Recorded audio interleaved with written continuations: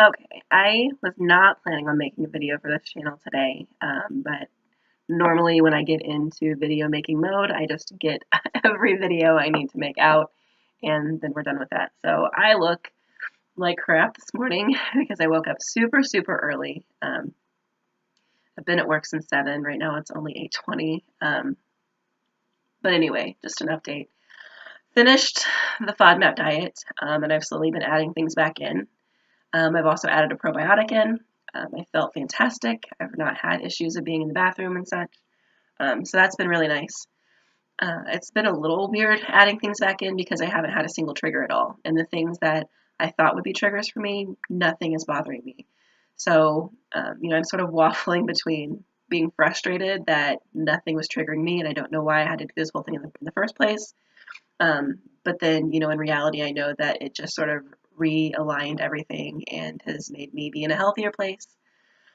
Um, I have lost a total of 20 pounds officially. And the last couple weeks have been very emotional for me. Like I said in the last video, I am going through a divorce, and I am right now, oh my nose, at the very tail end of going through court stuff. And I've had some other things going on in my life. Um, Lots of hormonal stuff going on. So that has made the last couple weeks very, very difficult as well. I've also been dealing with this sort of low grade depression, which it's very mild depression, but I see it coming out in ways where I'm not. There are like these intense waves of sadness that come over me, but it's more coming out and being very lethargic and very unmotivated. Like I can't get up in the morning, I can't fall asleep at night. I'm just my procrastination is on an all-time high. I'm always a procrastinator, but I'm a procrastinator, and normally I will be able to come in at the end and knock things out and be really proud of my work. But right now I'm procrastinating, and then I come at the last minute, I still can't work, and then I'm asking for extensions on my homework, and my work is 2 weeks late. So that's not okay. That needs to stop. So I've been really trying to pay more attention to my own self-care stuff, which I've not done a great job of. It's literally everything has just stopped. I'm very like zombie-like, honestly. So I'm aware of it, working through it in therapy and with friends, and just being very open and honest and talking about it. Um, like I said, the last couple weeks have been very hormonal. Very hard to deal with the emotions, like intensely hormonal, where it's like rage 1 second and crying hysterically the next second. It's been a lot to deal with, and there are reasons for that happening, but that's neither here nor there. So yeah, things have just been kind of crazy. So right now I'm just sort of realigning. I've had some really great things happen in terms of the essential oils that I use, and my own self-confidence, and getting just these messages from the universe or God or whatever you believe, that are just sort of reiterating the things that I'm working on in my life, and the things that I'm thinking and feeling about myself. So all these things have been very positive. In terms of my diet now, I've still stayed pretty strict to the diet. I've had more sugar some days and less days, but I still have not brought it in to the extent at which I used to have it. And I've been very honest with myself and forgiving with myself, which is the biggest thing that I've learned. Because I tend to be a perfectionist, and I'm very much this like black and white or white personality where it's if I am working on my diet and I have one mess up meal, then I just throw the whole thing out the window and then I gain 20 pounds. And I've not been like that. I've been very aware of, you know what, I probably shouldn't have had, 2 cookies at the Super Bowl party, but I did.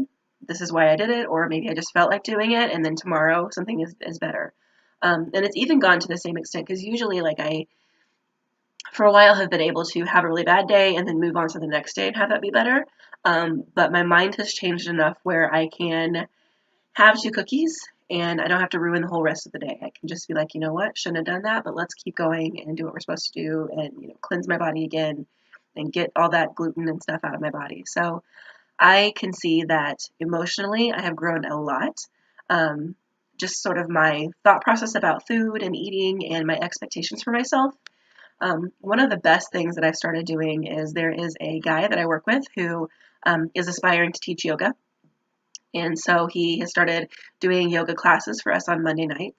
And that has been amazing. Yoga is something that I've wanted to try for a while. I know that it's great for PCOS and stress and mental health.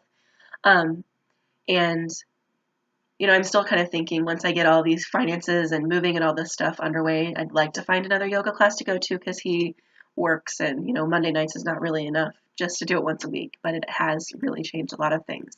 But the one thing that I really like about the way he teaches us and that I want to find in my own yoga instructor is um, just this intentionality and this lack of self-judgment. The things that he says to us when we are in this yoga class are the things that I'm working on saying to myself every day. I'm working on changing the vernacular in my mind and thinking positively. And there was a retreat that I went to this weekend that there was this whole 2 hour long talk about speaking positive things to yourself and how, it creates those neural pathways, and you can either create negative neural pathways or positive ones. So I've really been working on that. But um, going through all of the yoga movements, they feel great. The breathing is wonderful. But my friend is always saying things like, don't judge yourself. If you can't, get into the stretch, don't judge yourself. This is okay. This is just where it is today. So it's really solidifying those things in me as well. So that's probably my favorite change that I've made. Then it's every Monday night. Mondays are always Mondays. So it's nice to end the night with that. Um, I've still stuck with getting my steps and things in for training for the mini marathon. I've not really been as diligent with them lately because, again, these last 2 weeks have been incredibly busy. I haven't even been home to do anything other than sleep and get up the next morning and run and do 50 million things again. So, and I'm still in like the pre-training part. The actual training starts next Monday, where I have to really start getting my nose to the grindstone and making sure that I am getting miles in, not just the steps. So, um, that's good too. Things are positive in general. I feel better. And at that point where I've lost 20 pounds, you really can't tell that I've lost 20 pounds. There are ways that I feel it, and I feel like my endurance is better, and I, can keep a plank without shaking. But I still feel like I don't look like I've lost as much as I have. But that's those moments when you can't focus on that kind of stuff. There are other ways, and it'll come out eventually. And usually that sort of happens out of nowhere. So that's been frustrating, but trying to keep myself focused with that. Um, and with the last couple of weeks being a little crazy, I've not really I've kind of waffled back and forth between like these 4 pounds that I'm gaining and losing, and that's frustrating too because I have these goals and I want to get there. I want to be at a certain weight by the summertime, and if I continue gaining and losing these same pounds, it's not going to happen. Um, but I'm trying again not to focus on that aspect of things. That's not all that matters. So um, all in all, I think that I'm doing a really phenomenal job of dealing with everything that I have on my plate right now. Between getting a divorce and going to school and working 50 to 60 hours a week and trying to wrap my mind around finding an internship, trying to find a place to live. There are a lot of things on my plate right now. And at the end of the day, anybody with as much on their plate as I have right now, you know, could justify having really shitty self-care. And I don't have really shitty self-care. I'm actually doing pretty damn good. And I'm just kind of applauding myself for that. And I am, constantly having these mantras in my mind of I can do this. I can do this. It's, praying. I've been praying more, um, and just kind of giving up the stuff that I can't control. It's not healthy to me. It doesn't help me or my body for me to hold on to stuff and try to control things that can't be controlled. So, um, I think that going through this is probably one of the hardest times that I've been through in a long time. Um, and I'm doing a good job. And even the times where I'm sort of falling off the wagon or not being perfect, still doing really well. So I am proud of myself. I can tell how much I've grown. I can tell how much more in tune I am with my body. And, um, I'm really enjoying it. And I'm really learning a lot about how food is medicine. And I've learned like which foods, um, trigger headaches and trigger sleep issues and make me feel certain ways. And I'm staying away from those things. And it's not necessarily restricting my diet from, things like gluten and dairy and carbs in general. I've learned that carbs make me feel horrible. Carbs make my skin hurt. I can't do that. So rather than feeling like it's these restrictions that I have on myself, I'm perfectly fine just having only, meats or only vegetables or only nuts because I feel okay afterwards and that's what my body needs to have. So as somebody that really doesn't use medicine, love essential oils for that reason.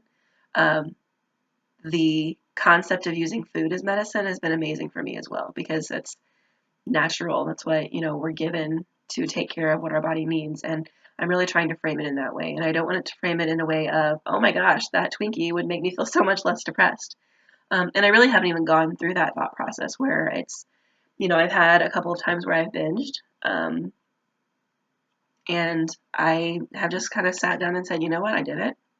It was a reckless decision. I did it, without even really thinking and just moving on with it. But, I've really thought about what my body needs. So that's sort of where my focus is, rather than calorie intake, which I'm trying to watch that a little bit more, because that's one thing I'm really struggling with.